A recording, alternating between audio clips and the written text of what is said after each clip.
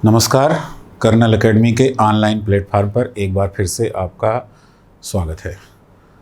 आज का जो हमारा वीडियो है वो यूपीएसआई परीक्षा की तैयारी करने वाले उन बच्चों के लिए है जो समझ नहीं पाते हैं कि हमको किस टॉपिक पर ज़्यादा फोकस करना है, किस टॉपिक पर कम फोकस करना है, या किसको पढ़ना है, किसको नहीं पढ़ना है।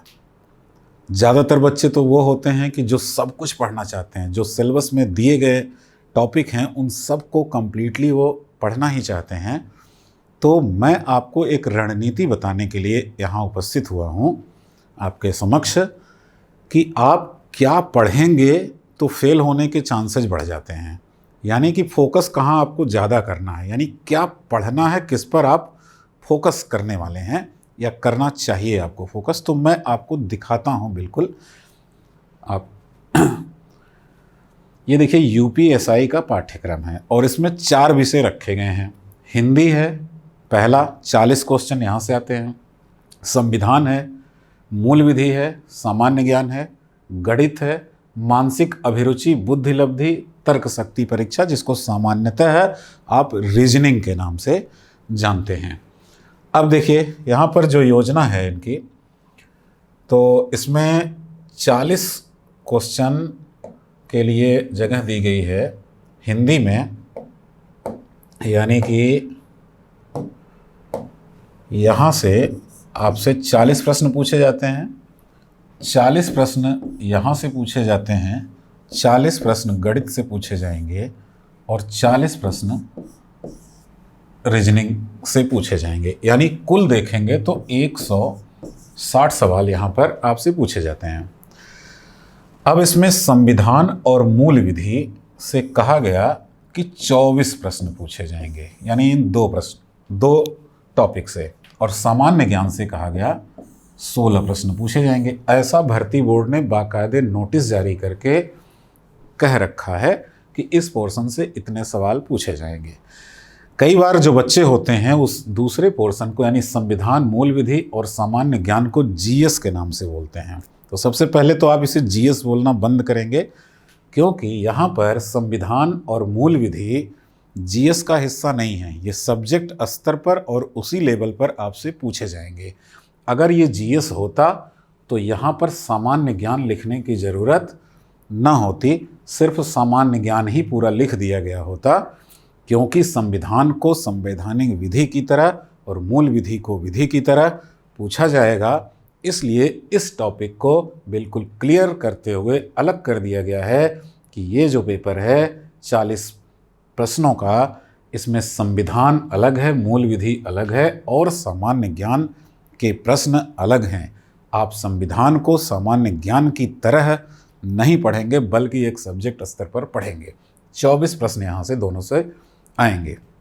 अब देखिए, अब इसको हम 2 भागों में बांटते हैं, यानी कि आपको फोकस कहाँ करना है। तो देखिएगा, भाग 1 और भाग 2 उन्हीं विषयों को हमने बांट दिया। हिंदी हो गई, यहाँ से आपके कितने प्रश्न आ रहे हैं? 40। मूल विधि और संविधान से कितने प्रश्न आ रहे हैं? 24। गणित से कितने प्रश्न आ रहे हैं? 40। रीजनिंग से कितने आ रहे हैं? 40। यानी ये टोटल आप जोड़ेंगे तो 144 प्रश्न इस पोर्शन से आते हैं।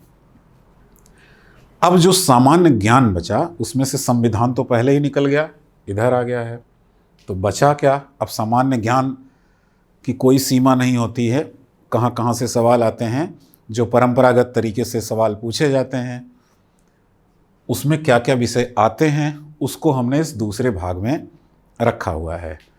यानी कि एक इतिहास, भूगोल, विज्ञान, अर्थव्यवस्था, कृषि, पर्यावरण, कंप्यूटर, उत्तर प्रदेश स्पेशल जो आता है, और करंट अफेयर्स यानी कि समसामयिक। टोटल कितने हुए? 1 2 3 4 5 6 7 8 9, यानी कि यहाँ 9 विषय आपको दिख रहे हैं। और इन 9 विषयों से कितने प्रश्न आने हैं? 16। इस 16 प्रश्न के पेपर को अगर आज ही आपको दिया जाए, जब आप सामान्य स्तर पर तैयारी कर रहे हैं, तो इन 16 में से आप कितने सवाल कर लेंगे सामान्यतः? आप 5, 7, 8 सवाल या 5 सवाल या 6 सवाल तो कर ही लेते हैं। मान लीजिए आप 6 सवाल कर लेते हैं।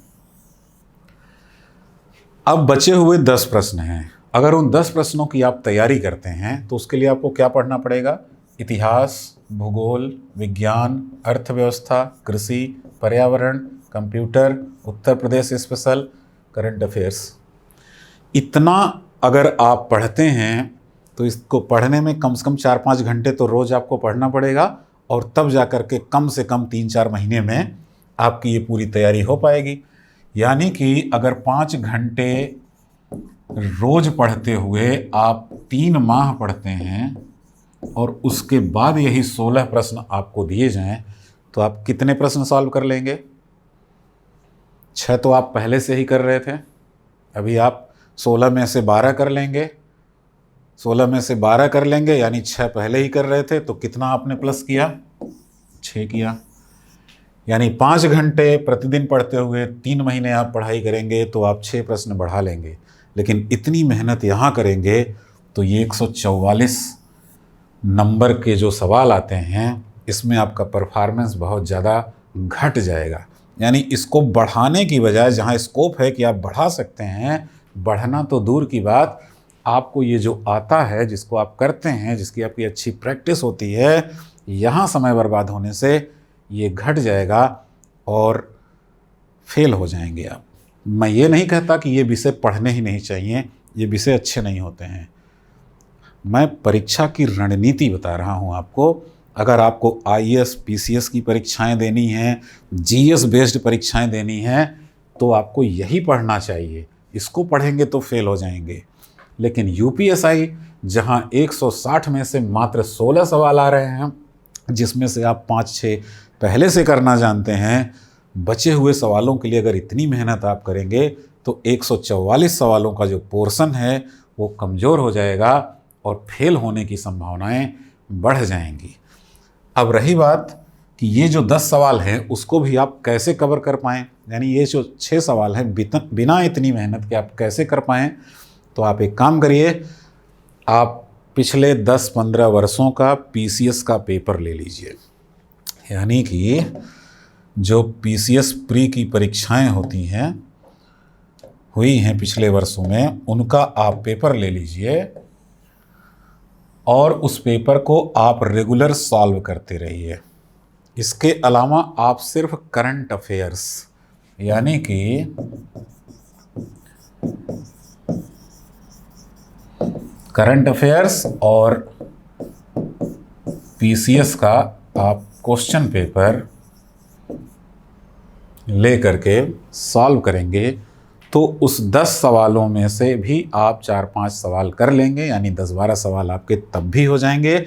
और उसके लिए आपको सिर्फ आधा घंटा करंट अफेयर्स और आधा घंटा पेपर सॉल्व करना है, यानी 5 घंटे की बजाय सिर्फ आपको पढ़ना है 1 घंटे, तो ये आप कवर कर लेंगे। लेकिन अगर आप इसको 5 घंटा पढ़ेंगे तो आप के फेल होने के चांसेस बढ़ जाएंगे।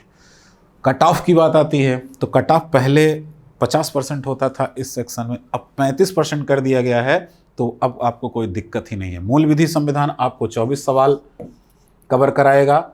GS के 16 सवालों में से आप 5, 6, 7, 8, 9, 10 कर लेंगे इस मेथड से पढ़ते हुए, तो कट ऑफ की कोई चिंता नहीं है। स्कोर करिए, यहाँ से स्कोर करेंगे तो आप परीक्षा में पास कर पाएंगे। कई बच्चे होते हैं जो ज़्यादा फोकस इस विषय पर कर देते हैं और इसको पढ़ते ही नहीं हैं, मेहनत करने के बावजूद भी उनका पॉजिटिव रिजल्ट नहीं आता है। तो मेरा आपको बताने का उद्देश्य सिर्फ यही था कि आप सही रणनीति बना सकें। इस परीक्षा के लिए किस विषय पर ज़्यादा फोकस करना है उसको आप पढ़ें और सफल हों। उम्मीद है कि आपको चीज़ें समझ में आई होंगी। बहुत बहुत धन्यवाद।